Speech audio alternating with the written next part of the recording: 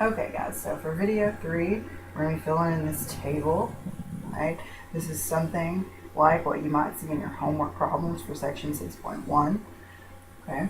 So whenever I look at my original system of inequalities, all right, up here, if I were to change this into a system of equations for myself so that I could use the table method or even the simplex method on it, what I would want to do is add in one slack variable per equation.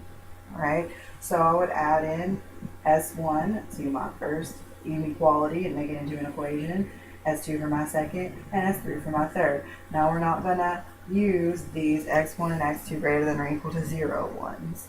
All right, because those are just typically in our problems to start. All right. What this is going to do is this is going to mean that my x1 and my x2 are going to need to be greater than or equal to 0 whenever I actually solve these things out. We also are going to want our slack variables to be greater than or equal to 0 whenever we're using the table method or the simplex method, because we are always going to set them up as inequalities that are less than or equal to. And in our 6.3 section, we'll talk about how to do that even when they are not that way to begin with. Okay, so what my table down here is it gives me all the possible combinations of variables that I could take if I just take 2 at a time and set them equal to 0, solve for the rest. All right, now I have filled in all the bottom part as far as the numbers go here. As these I will need to go ahead and solve. All right, now you guys do have ones in your homework that make you do this on an individual basis, but I can take, so let's say if I look at line 1 here, let's just go ahead, I'll write 1 on my paper so that we see what we're doing. I have x1 and x2 are equal to 0. So if I took my original, or my system of equations that I have now, and I said x1 and x2 equal to 0, that is 3 times 0 plus 2 times 0 plus s1 equals 18. All right, so all of this stuff in my first equation is going to go to 0, and what this gives me is that s1 equals 18. So we got lucky. Our first equation gave me s1. All right, now continuing on, I have my second one here, x1 plus 2x2 plus s2 equals 10. So 0 plus 2 times 0 plus s2 equals 10. Here we go. Again, I have my s2 from this because this is just 0. So s2 equals 10 is what I get there. All right, and then finally, if I look at this last equation, saying x1 and x2 equal to 0, because that's what we're doing in line 1, I'm going to get negative 0 plus 0 plus s3 equals 2, and again, I'm going to get an answer from that without doing anything else. All right, so for this particular one, my s1 would equal 10, or 18, my s2 would equal 10, and my s3 would equal 2. All right. Now, the actual intersection point that would correspond to here would be 0, 0. My x1 and x2 are really what we're after here, all right? The reason I need my s1, s2, and s3 variables is because if any of those are negative, then we are not a feasible solution. But this is going to be a feasible solution, all right? This one's kind of our funky one because we already knew that was going to be a feasible solution, all right? All these other ones, I'm going to get extra different values for x1 or x2 besides just 0 and 0. All right. And finally, my value of z. This is what you guys were doing in your graphing sections before. I would actually graph them out, find my corner points. This is one of my corner points. All right. But I'm going to take them and I'm going to put them into 5x1 plus 4x2, because that's what z is equal to. And in this case, that's 5 times 0 plus 4 times 0 gives me 0. All right, so let's do the other two. All right, for my second line, all right, I have that x1 and s1 are equal to 0.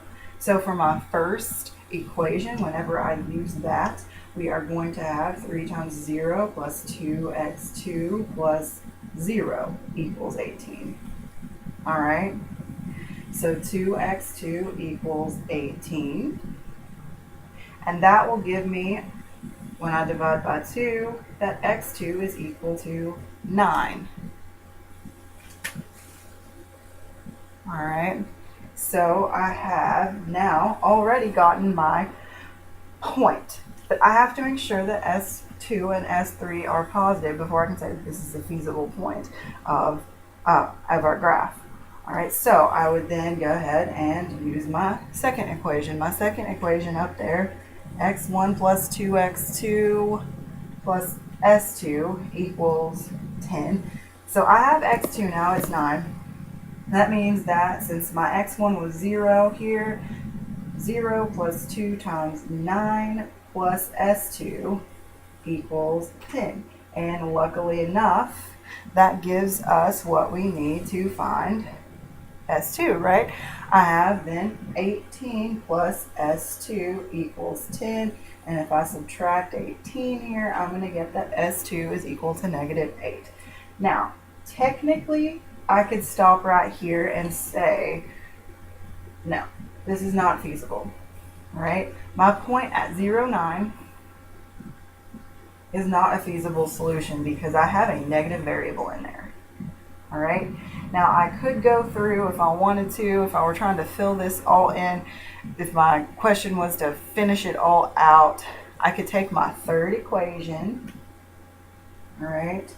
I have negative x1 up here plus x2 plus s3 equals 2. So I have negative 0 plus x2 is 9 plus s3 equals 2. Using everything that I have so far. So 9 plus s3 equals 2, and I would end up with s3 equals negative 7. All right, and so if I wanted to be thorough and fill that in, I would have negative 7. I don't even need to worry about that part. All right, the value of z does not bother me because this is not feasible, so it doesn't matter what my value of z is there.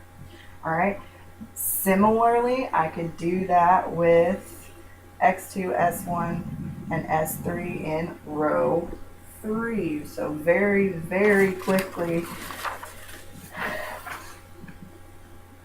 I'm going to take 0 for x1 and 0 for s2.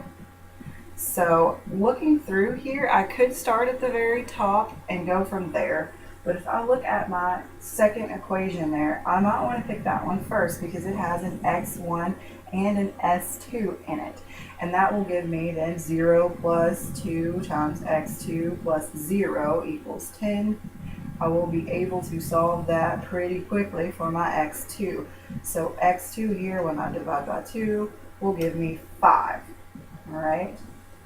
Now that I have my x2, I can go back up here to my top equation, which has an x1 and an x2 in it, and I'll be able to solve it for s1. All right. So 3 times x1 is 0, plus 2 times x2 is 5, plus s1 equals 18. All right, I get 10 plus s1 equals 18, and I will get me a positive 8 for s1. All right, we're still good as far as feasible versus non-feasible goes. And then I will finally go ahead and use my last equation.